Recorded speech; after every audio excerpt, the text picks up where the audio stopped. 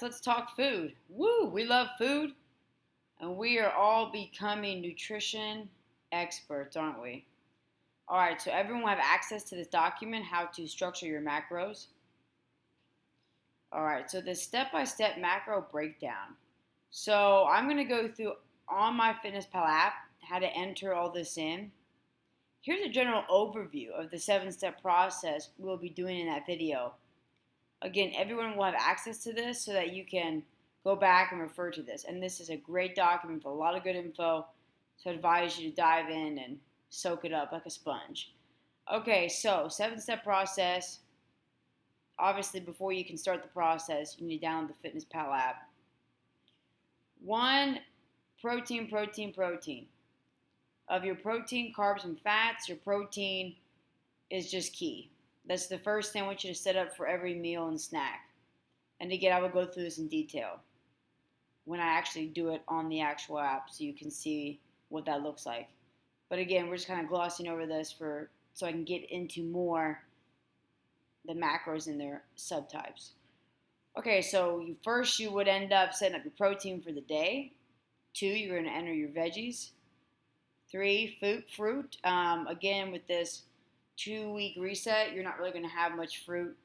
Once your carbs level out, fruit will be the third thing. 4, enter food and snacks you enjoy. Again, this will be more so after that 2-week reset. Add fat sources. Step 5, which you'll have plenty of fat the first 2 weeks. 6, make sure you hit your fiber goal. I'll talk more about fiber later. And 7, make sure most of your carbs are pre and post workout. So again, that's just a general set kind of overview of the 7 steps. There'll be a more specific video that will walk you through the app on that. This video is more about dialing into the types of macros and their subtypes. Subtypes, what I mean is you can have a carbohydrate, but is it a low carb or high carb? Okay? And typically when you look at carbs and fats, typically, for carbs in general, you're not going to have a ton of fat coming from your carbs. Just kind of a general observation on that. So let's get down into the nitty gritty here. So I have some suggestions on when preparing your food as far as using olive oil spray. Unless you want to use your fat sources up with your cooking, then you can incorporate coconut oil, olive oil, ghee, etc. And then I kind of give you tips on sauces, dressings. So this document is great. Again, you're going to refer to this. I'm going to skip down to the different types of macros and their subtypes. So again, low carb, low fat options. So I'm going to scroll down. In this document, you're going to see I made charts. So here's a great chart of a low carb source. Low carb meaning you can eat more of this and it's not going to take up many carbs for your day. So again, what are low carb sources? Tell me. I can't hear you, but I hope you're saying veggies and fruits, especially veggies. So here I have veggies listed first. You can see that it's not taking up a lot of carbs. Look at this. 100 grams to 150. Let me pause there. Actually, this is for 100 grams of veggies. You're getting this many carbs. Squash is higher in carbs because it's higher in fiber. Typically high fiber foods, grains, some fruit, higher fiber tend to be higher in carb. So again, low carb source. Veggies are our best friend. So we got veggies first. 100 grams of veggies, 100 even to 200. So 100 grams of veggies, you're looking at generally 3 to 5 grams of carbs. If you double this, 200 grams of veggies, you want to get more veggies in, fine. You're still at lower carbs. That might be, 6.6 and 10 grams of carbs for a lot of veggies. Fruits, you'll notice I 150 grams to 200 grams serving size at times. Fruits, though, obviously are going to cost you more carbs. So you're going to hit up 15 to 20 grams plus for your different types of fruit. Fruit's great, especially post-workout. Definitely love it, and you're going to use that. However, the first 2 weeks, again, we're going to be focusing on primarily just veggies.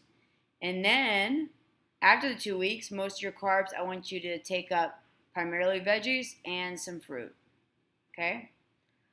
So let's go down here. So that was your low carb, low fat. Again, carbs in general are not really fatty. Now you're looking at high carb. What counts as high carb? Starchy carbs. Starchy, those are your potatoes. Yellow potato, sweet potato. And starchy also rice. Also, you can scroll down here, oats. And of course, beans, I put those at the top. As we get to have more carbs, it's okay to incorporate beans and potatoes. Again, get a good amount of veggies in. And then when you have more carb room, throw in some beans and some potatoes. And you can do rice, but let's get you processing carbs better first. Now just take a look at this here. So beans, half a cup, about 20 grams of carbs they'll take up.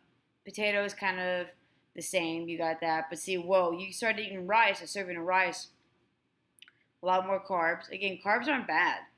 Carbs are great for muscle building and recovery, but we have to be at a point where we're processing carbs better as we get leaner and you can have more of them.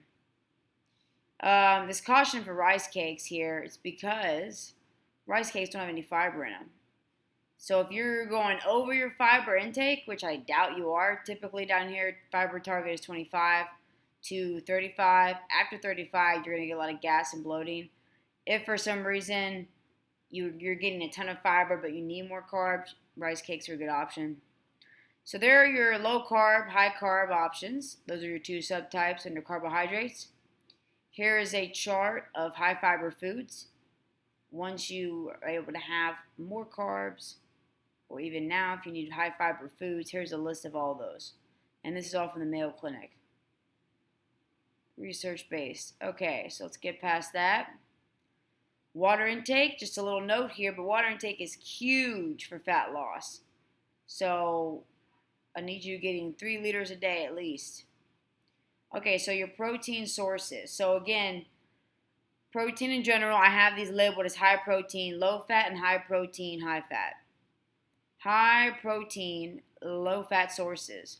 Again, refer to the chart. So this, when it's highlighted, this is a pure protein source, just like protein powder.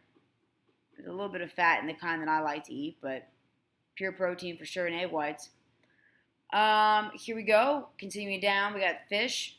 So our white fish tend to be high in protein and lean. Cod, chicken breast, mahi-mahi, tuna in water. Tuna in oil will be fattier because it's in oil. Lean beef. People talk about bison. Yeah, it just depends. Just like your beef, you can get bison that has a high fat content, just like you can get beef that's a high fat. So just pay attention to that. If you don't want to get any more meats or fish for your protein, Chobani has a good source. The plain non-fat yogurt will get you quite a bit of protein in. All right. Again, these are great charts. Use them, look at them, study them. High protein, high fat. So again, those were high protein, lower fat. You can get plenty of protein in these options here, just on higher fat. So high fat protein is okay. You can eat all these things. Just remember that it's going to take away from your fat for the day. So I prefer to eat my fat with my nut butters so I can kind of enjoy that a little more and then just eat leaner meats. You could eat higher fat meats, but it's going to take away from fat throughout the day. Again, your preference. So now we're getting down into fats. Pure fat sources are going to be your oils, your butter, your ghee. Fat source with carbs. Again, I love these charts, man. Use them. If you need to print these out and hang them up in your kitchen, that might help with structuring your food for the day. Okay, so fat source with carbs. Avocado is a great natural source. You're getting a lot of great fat. Great fiber as well. And again, natural. It's natural. Let's do it. I love me my nut butters, though, and some nuts here. So as you can see, here's your fat content for your nuts and nut butters. It will cost you some carbs. It'll take away from that 50 grams initially for 2 weeks, and then whatever your carb amount is that I allocate for you the rest of the program. But again, fats aren't bad. Change your mindset. So the key to the whole process is we gotta stay consistent for the first 2 weeks, hitting those low carb, all veggies, high fat, high protein, and of course, nutrition habit number one: abs are made in the kitchen. 2, hit all your workouts that are starting next week. And 3, daily step goal. As Americans, yeah, we have a portion control problem and we have a moving problem. We don't like to move. So, get 10,000 steps in. As we kind of go through the program, month 1, let's get 10,000. Month 2, let's try to hit 10 to 12,000. And month 3, 12 to 14,000.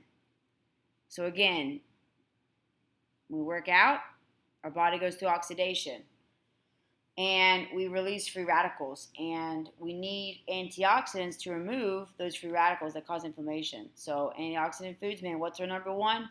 Veggies. You're going to love veggies, man. I'm telling you, by the time you're done with this. So veggies for your 2 week. As we go on from that, you get more carbs. Berries, blueberries, blackberries, kiwi, anything like that post-workout will be great. Leafy greens, go on with those veggies, and of course, it's veggies, man. More veggies, veggies, veggies. All right, so refer to this. This is going to be helpful for everybody. This will be how to structure your macros. Everyone will have access to this. Refer to the charts, print them out, whatever you got to do. And the next video will build on this. So if you have this printed, it might help as you follow me on the app as far as actually entering the food for the day to hit your macro target. Having this in front of you may be helpful, along with that list that I told you in the last email to brainstorm what foods you prefer for your protein, your fats, and your carbs. So get excited. Stay consistent. You can do this. I'm so proud of you. Keep it up.